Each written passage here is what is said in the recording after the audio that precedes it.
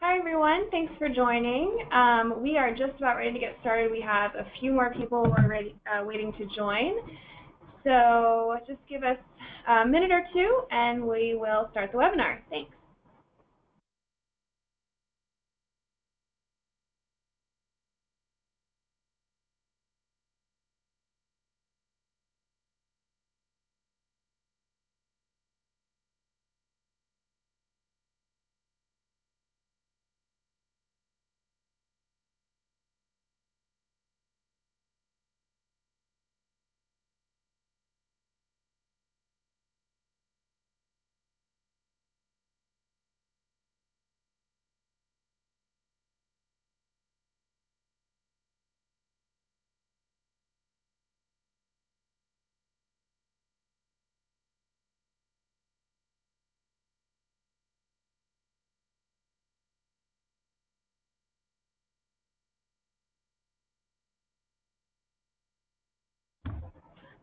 Hi everyone, thank you so much for joining us this morning or this afternoon, depending on where you are. My name is Taylor Cunningham. I am the Global Director of Customer Marketing here at Trustpilot, and I'm really excited about the webinar we have for you today, Think Outside the Trust Box.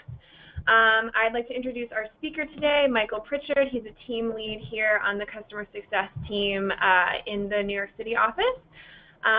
Take it away, Mike. Sure. Thanks, Taylor. Thanks, everyone, for attending. I know for some of you it's later in the day there and early on in the U.S. as well. As Taylor mentioned, I'm one of the team leads here for the customer success team. And if you are here, that means you are interested in thinking outside of the trust box. If you are not interested in thinking outside the trust box, you can kindly leave. Just kidding.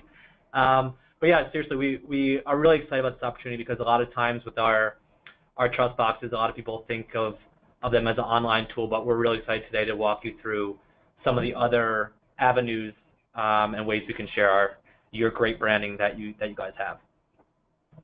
And again, there will be an email recording sent to you after this, so anything you miss, or we do have questions that you guys can also ask as the webinar is happening. As you can see here, you can choose the question pane on the control panel to ask any questions throughout the webinar. Again, if we don't have time to get through them, we'll try as best we can, but your customer success manager will be sent an email of your question as well so they can do a diligent job and respond as well. So walking through the agenda quickly, we'll first show you something hopefully you're all familiar with, the trust boxes on site. The different integrations we have that you guys are able to use on your websites. We'll talk about how your reputation is really helpful for marketing content in ways where you can create that content and share it on site and offline as well, as you'll see. And then other creative ideas that we'll walk through in terms of different digital media platforms and marketing verticals that you guys have expressed to us that you'd be interested in sharing with. And then again, we'll have that quick Q&A at the end. So again, refresher on the trust boxes. Hopefully this looks really familiar to you, but these are widgets that you can place into the HTML code of your website and landing pages to showcase your reputation at key points in the customer journey. Adding these trust boxes to your site can increase the conversion rate on that site up to 33%.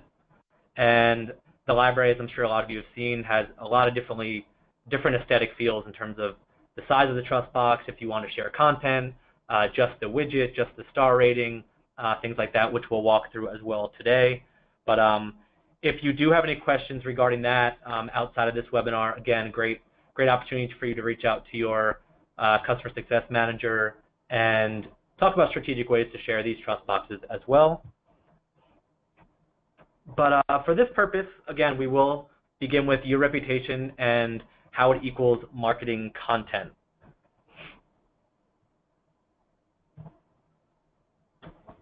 The marketing content you're going to have with these trust boxes and why it's valuable as a marketing tool, much like the trust boxes on site.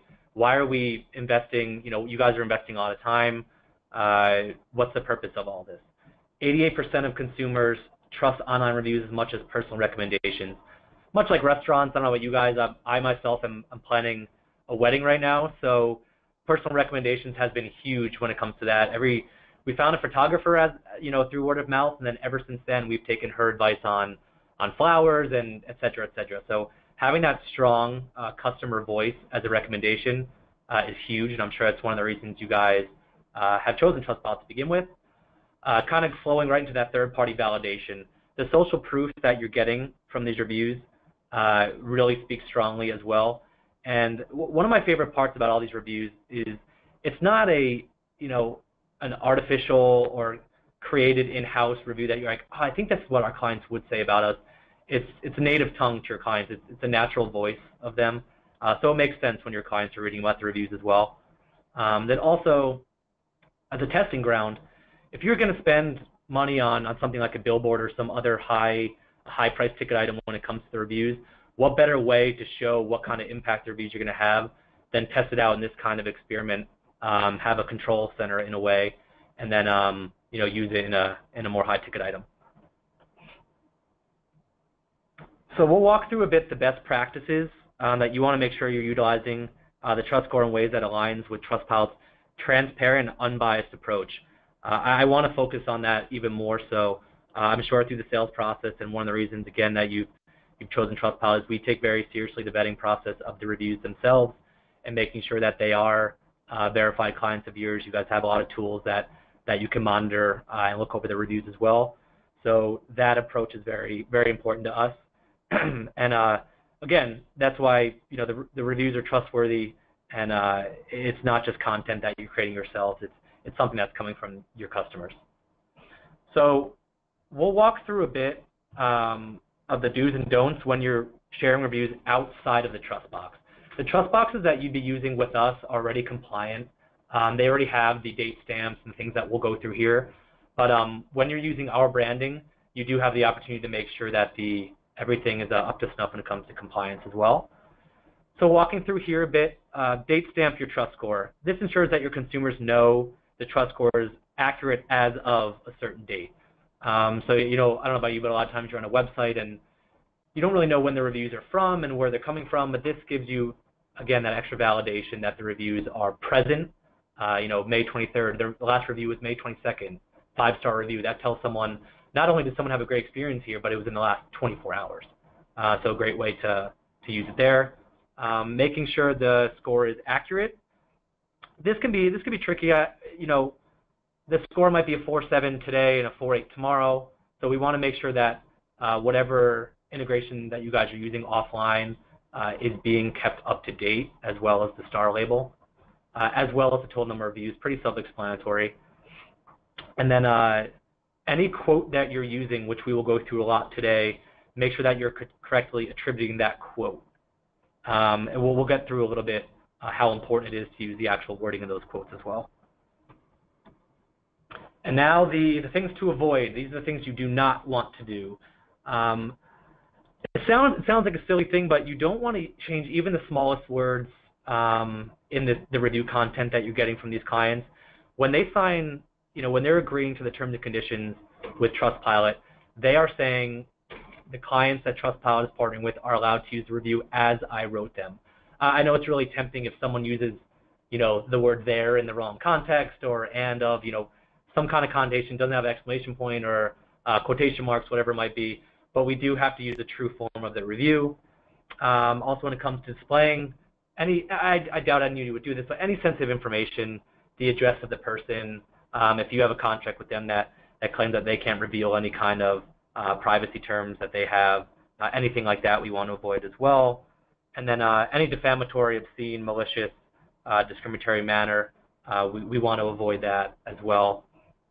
And the best practices here, they're all pretty much common sense and standard practice for marketing copy in general, but they're good to keep in mind again and help reinforce that the trustworthiness and transparency that gives you Trustpilot reviews and their trust score, this is what you're valuing in the first place. This is why you guys chose Trustpilot, and we hope it's important to you as it is to us that we maintain that accreditation and make sure that everything is valid here.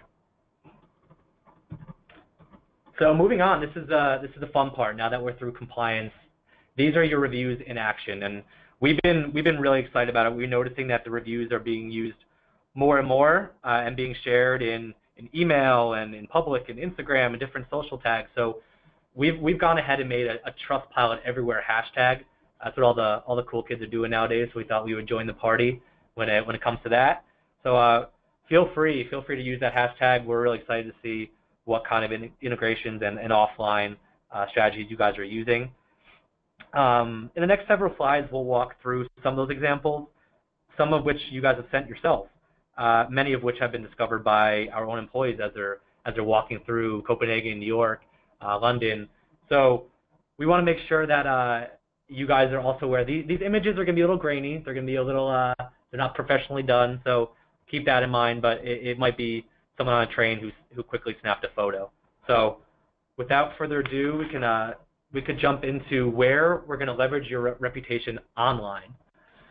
So you can view this list really quick. We'll have a slide on each one and examples for you guys to look over. But again, I want you guys to keep in mind as we're walking through these slides where this can fit in your business. What social channel would this make the most sense on? Where can a conversion lift be seen? Where is the best case study? And what is the most powerful review you have? Start that thought process going. So then when you see these, you could go back to your team and have some ideas ready.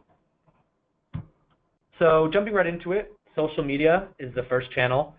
I wanted to start by saying we do have a Hootsuite integration. Any of you who are familiar with that, and the planning tools in general, what this will really accomplish for you is if every Friday afternoon you guys get really excited and you want to pick the best 5-star review you have, this Hootsuite application, what you'll find on the integrations tab on your business portal, will allow you to use this Hootsuite application, plug it in much like our other tools that we have here, and again, skip one other step in terms of sharing socially. Wanted to walk through the images that are in front of you real quick. I want to point out how subtle all of them are, especially in the top left. I really like that one there. It's a great image, a crisp image. The smartest way to sell their home. The messaging is there, and the first thing you're seeing in that top left as you look at the image is, okay, before I even click into here, before I know anything else, I'm in good hands with this company. It's a 5-star company. If I want to see the reviews even more, I know I can search Trustpilot for that. And all these examples, I think, do a really great job of not overwhelming the client with these reviews, but giving them that, almost in the peripheral view for them, some nice reviews to see. Social media engagement. We thought this was a really awesome way to leverage reviews. So this is on someone's LinkedIn page. And as you can see, this person was asking for a recommendation for some marketing materials and as they're printed. And this person went ahead and responded to that, not only saying, hey, use my company, we have great reviews, but linking straight to their review page. So, I think this is kind of next level, which is great to see. You want to kind of scout out if someone's actively looking for something. Besides just searching Google, these are the kind of things that people are doing. They're looking for different ways to get advice from people. So by taking the initiative and sharing your reviews there, we thought was a really awesome idea. Display advertising, digital display advertising. If you're doing ads on a content network or any other type of display advertising, again, you should definitely consider leveraging your Trustpilot reputation in this creative strategy. The best part we're going to mention throughout this webinar is really that copywriter content as well. You can use this content to, how are we going to tell our clients the messaging that we want to see. And here it's a really simple way to grab a review that you guys have and put it right into a digital display here. And again, I think the power of it here is that you first see the review itself and the content, and then you're aided by that 5-star and 4-star reviews that you'll see. Email marketing, pretty self-explanatory. As you're building out your email marketing campaigns, nurturing leads, encouraging repeat business, I know how important in working with my clients, I know how important it is, the messaging that's being sent across here. It's very important. A lot of the clicks and eventual traffic you're going to get to your site are through these emails. So you don't want any hesitation when you're looking at these emails. You don't want them to click off this email and say, yeah, okay, this looks like something I might be interested in, but I don't really know this company. We're taking care of that with the image that are being shared in this email. It's kind of a one-stop shop for not only do I know about this company and the offer that they're giving me, but I also know that I'm in good hands with the company as well. So I really like this example to the left here, where it's a natural flow. It has the call to action at the top, but before any action can be taken, it does let you know that there's some quotes from Wall Street Journal and other avenues when it comes to customer experiences already. And again, I just do want to remind you guys that we do see some questions coming in. We're going to do our best to get to those, but fear not, we will have customer success managers reaching out as well for you, and we look forward to getting back to those as well. So I want to dive into a couple of trust boxes that some of you might have seen. They're very specific for email signature and email marketing, so it's very relevant to what we're talking about today. The first is the trust box signature. This can be found in your business portal. If you go to integrations, it's a relatively new feature, as mentioned, and again, just using that peripheral signage saying, yes, we're sending you an email, we might be sending you a marketing email, what kind of messaging are we sending?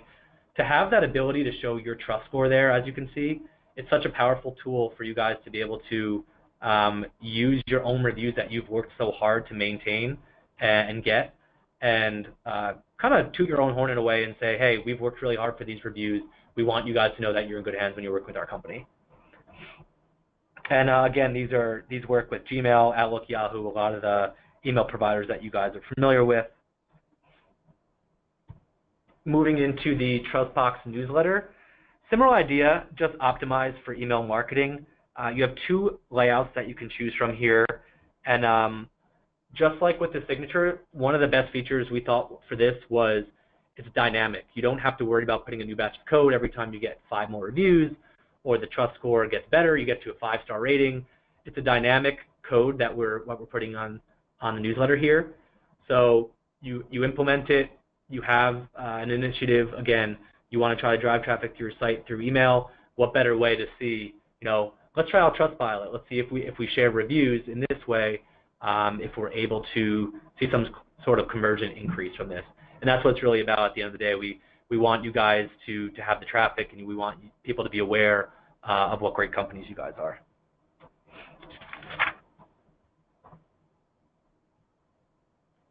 So we went over online and the trust boxes themselves and how we're going to leverage via some social platforms and whatnot. Do want you to take a look at this list again. These are the more creative offline where you can use that customer marketing and the reputation to help when it comes to Trustpilot reviews as well. And we will have a slide for all these too, so I'll jump right into it. Outdoor. So I like this example because we're all, I don't know, driving-wise, you're on a highway, you might see some signage, you might see the company name, you might see what they're offering, but you're driving at the end of the day, especially how fast you might be going, so you don't necessarily want to check your phone and see what kind of company they are right away. But especially the sign to the right, I just loved how they used the star images to really capture the attention of that person. You might only have 2 to 3 seconds for them to look over and see what kind of company they are, and the fact that you're able to display your 5 stars in that quick of a time frame, we think is really powerful. And you can see these other examples here. Again, forgive the photography, but we're always really excited to see that Trustpilot is being used not only on site but off site as people are going about their everyday lives as well. Direct mail. So here we have some examples, including TrustScore and reviews in direct mail pieces. I particularly like the middle example myself. It almost reminds me of a brochure in a way, where you're opening up the page and you have a brochure of testimonials right in front of you. So it really captures your attention right in the middle of the page there. The person might know your company, but for them it's really refreshing to see honest testimonials from those clients. As you can see, not only are they sharing the 5-star reviews, but they have the review scores. So they're being compliant when it comes to the the overall trust score as well.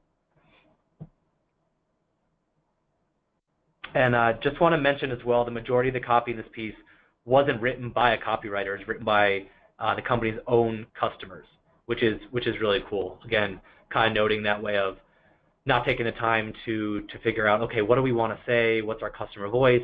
Why not use actual testimonials that you've worked hard to obtain? Print ads, I think, almost a lost art in a way, but all these examples, as you can see here, the subtlety, again, of using those Trustpilot reviews, I think is really great. The images is what kind of captures you. You might be a long week. You might want to buy a bottle of wine, but first you want to see what kind of company they are. So in the top left there, having that 5-star rating really helps, again, to attribute the efforts that you guys have taken and the reviews that are there. And many find that the TrustScore as a small design element makes a huge difference when it comes to third-party validation as well. So just want to reference again, it's not overwhelming, it's not taking a lot of the page, but they're enough for them to see the 5-star reviews. Next is broadcast ads. I always think of the TV spots you see where on the bottom it says, not paid actors, these are real clients. And I think Trustpilot can be very helpful in this way because the more Trustpilot branding is known and the more people are aware of Trustpilot and the reviews in general, they're going to know that these are verified reviews that Trustpilot is sharing. So to have the ability to leverage those reviews, not just in ads when it comes to TV spots or commercials, but any kind of radio ads or podcast also could be a very powerful tool, even streaming music services. Again, the more the Trustpilot name is out there and you guys are working hard to obtain these reviews, it can help in that stance. Trade shows, another non-traditional but great example here. This client dedicated a whole thing here at a trade show in their booth that is completely devoted to Trustpilot reviews. It really hits you. If you're walking by, I know you guys have probably been to a ton of these trade shows as I have, and you might not know a ton about the company, but the fact that you have honest testimonials right in front of you, it again gives you in that 5 seconds an idea that, okay, this is a company that can be trusted, and again, no copywriter necessary here, just authentic feedback from their customers. Going into packaging and shipping, we've seen this spring up more often lately. In a traditional sense, we always kind of think about the reputation at key moments in the buyer journey, and we focus a lot on, okay, how do we get them to my site? How do we get them to convert? But a lot of your businesses are going to be repeat businesses, of course. So we want to remind them at the point of delivery that, yes, you're working with the 5-star company. I just thought it was amazing that these companies are not only sharing the Trustpilot branding and the star rating that they have, but have taken the time to put a quote on there as well. And having that freedom to pick a quote that you really think exemplifies what your customer experience is for them, it can be a very powerful thing. It reminds them that, oh yeah, I did have a great experience here. My package is on time. Everything looks to be great, and why wouldn't I purchase from this company again? So the bottom line here, just to recap, never overlook the power of reputation in your marketing mix. I think the traditional sense, and when you guys, a lot of my clients that I work with, we talk about the reviews on site, and that is powerful. That is the brick, for non-brick and mortar businesses, your website is, the first thing that they see, and having reviews there, yes, is important, but we never want you guys to forget the power that these reviews can have when you're sharing in some more non-traditional areas. And again, any questions that you have outside of this, your success managers are happy to discuss with you that reputation. And I believe we are on to any Q&A that we have time for. Yeah. So first of all, thank you so much, Mike, for running through these great examples with us. Like Mike mentioned, we are so excited whenever we see our customers leveraging their reviews in this way. And we even created a hashtag to celebrate it. So that's a testament right there to how jazzed up we get when we see this, and we know from hearing from you how effective this content can be in your marketing. We just have a couple minutes for questions, so I'm going to jump into a few that came in through the questions box, but as Mike mentioned, if you asked a question that hasn't been answered yet, we will be following up with you via email in the next day or so. So one question that we got is it okay to remove the last name of the reviewer to keep the reviewer less identifiable or more anonymous? Absolutely. I would recommend maybe changing like Taylor Cunningham to just Taylor C. Then you're not exposing the last name of your customer. Great thought, great question there. And then some people were asking questions about the examples that we showed, that they might not be in line with those best practices, do's and don'ts that we mentioned earlier in the presentation. Good eye, very good catch there.